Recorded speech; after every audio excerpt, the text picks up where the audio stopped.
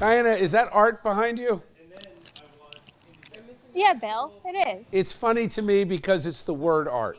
So that's how my brain works. God, you're so not funny. 3, 2. Diana, it looks like art behind you. I'm here in Glen Cove, New York, where take a look at this. A 300-year-old mansion here on Glen Street has undergone quite the makeover. You're standing in an original room from 1810.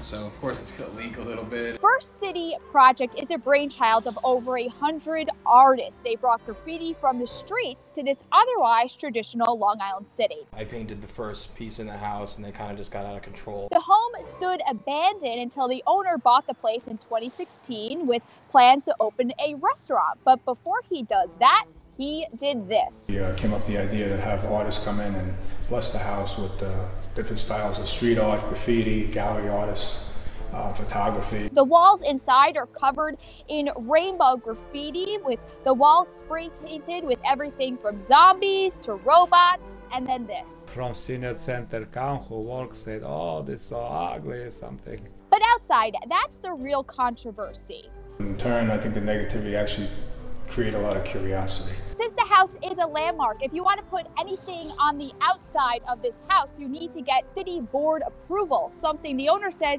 he didn't do before putting this stuff up, but he says it's not permanent. They're old school and their noses to the sky, and they don't really care about what we're doing, but enough people in the city of Glen Cove are supporting us to hold it all together. Now, the First City project has 1 week to apparently take down this artwork and to return the house to its previous condition. But the artists tell me they're optimistic that they won't have to do that, and they say they even plan to have more open house events in the future for people to come check out the inside. There wouldn't be a problem if these were like flowers and the front thing said home. I just don't understand how there can be regulation on what you put on the front of your house. It seems silly. It's a zoning issue. That's what a zoning board is for. But this seems silly. Diana, what is the actual zoning issue? Is it because it's a public display of art? So this is a commercial space here, but the fact is that it's a historic landmark. So in order to change the outside of a historic landmark, you need to go to an approval board,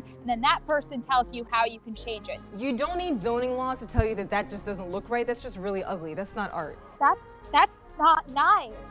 See, and I have to disagree, because one of my favorite places to visit is the graffiti wall in Austin, Texas. It's so cool, all the different things, and then artists, hopefully they could do something like that where they just come and continually change it, because it does draw people to the town. Right, that's what the mayor says. What was the objection from the senior center? It was confusing them? No. Oh, no, did I miss that? The senior center is right here, so then they're staring at it right here, and they just don't really understand it, I get. Well, it's not confusing them, and they just don't find it visually appealing. I'm sorry, I'm the one saying it incorrectly. They just don't find it visually appealing. So they think I guess they agree with Sabille. Goldfish smoking cigarettes. I love that. Genius. In favor. Yes, right? More goldfish should smoke. Thanks.